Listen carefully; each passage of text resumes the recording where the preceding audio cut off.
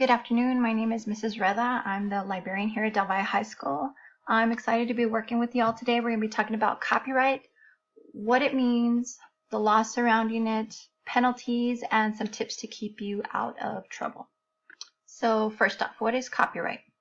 So basically what the law says is copyright is the unauthorized copy of someone else's original work.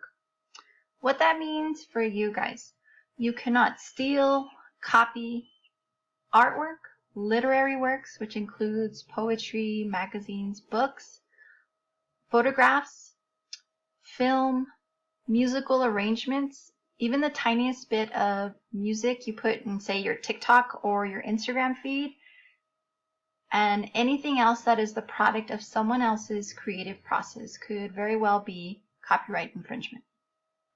A big misconception across the board is if I give credit to the author, the photographer, musician, then it's okay if I use their work.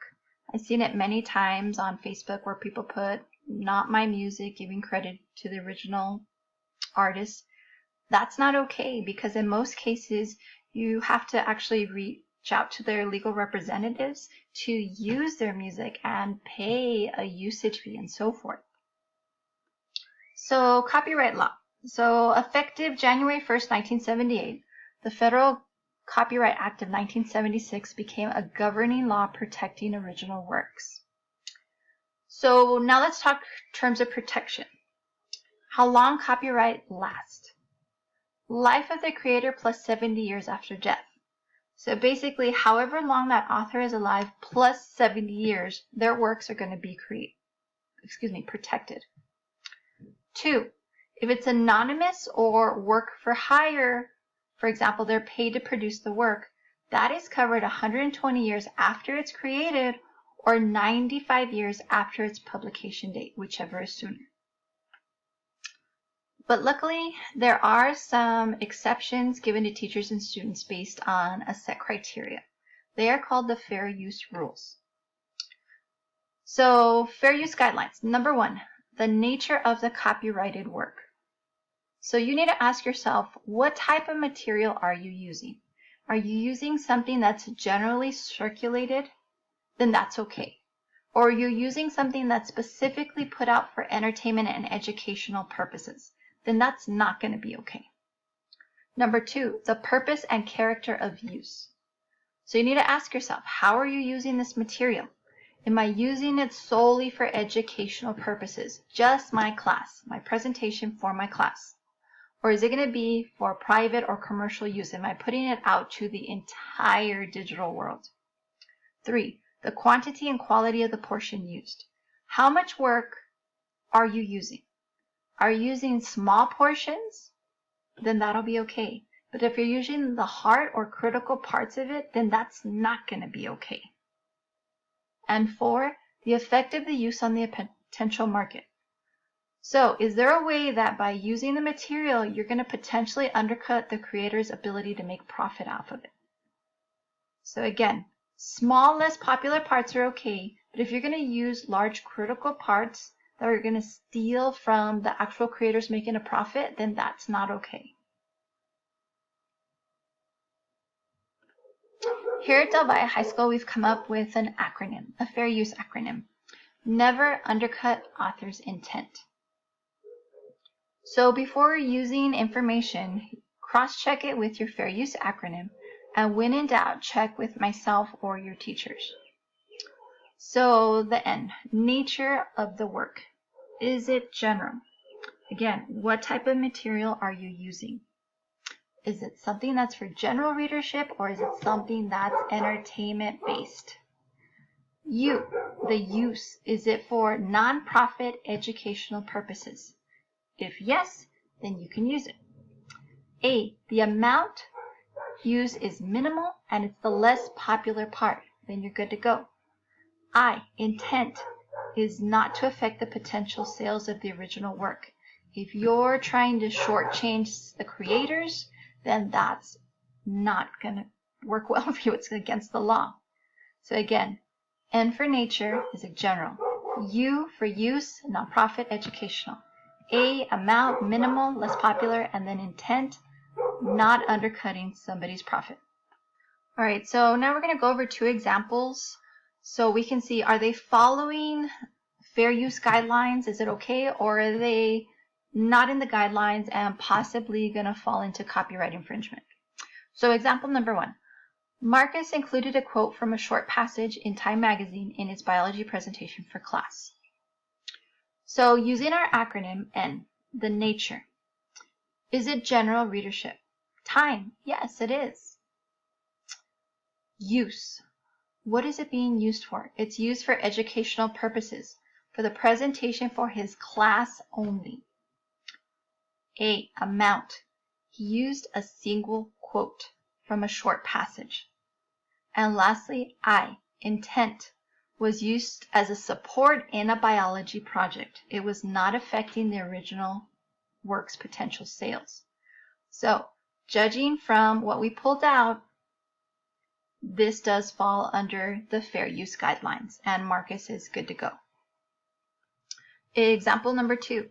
Mr. Thomas scanned and posted the entire 2019-2020 biology lab manual online for all his students to access for free.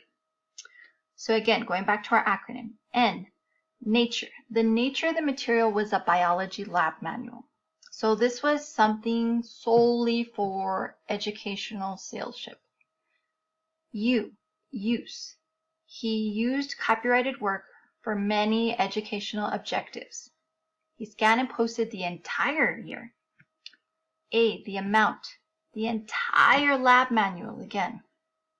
I, intent. His intent was to provide the manual free of charge to students with a loss to the publishing company. So based off the criteria, we were able to find Mr. Thomas is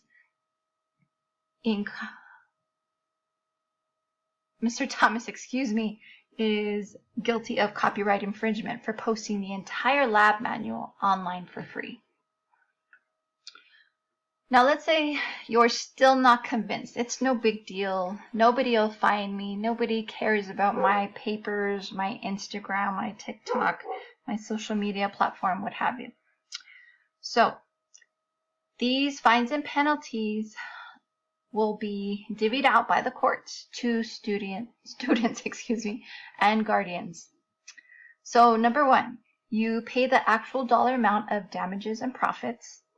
So for example, if it was $52 for, say, that lab manual, then you would have to pay that $52 back. Now let's say in Mr. Thomas's example, since he provided that lab manual to all his students in biology, then you're talking about 150 students at $52 per book. That's a lot of money that the district will have to pay, or the district may have Mr. Thomas pay it back. 2, fined $200 up to $150,000 for each work infringed. Again, let me say that again, each work infringed. So if someone was to go through, say, your TikTok or your Instagram, and you have 50 to 100 videos with different parts of music in them, guess what? That could be $200,000 or $150,000 per TikTok, per Instagram, that your parents are gonna have to pay. 3, you have to pay all the attorney fees and court costs of those filing against you, and your attorney fees, by the way. 4, court-issued injunction to stop. In most cases, this is what will happen. First off, you'll receive a court-issued letter, with an injunction to stop the infringement right away. It's kind of like a warning. Then, number 5, the court will impound illegal works or any type of copies that you're trying to sell and so forth. And 6, jail time.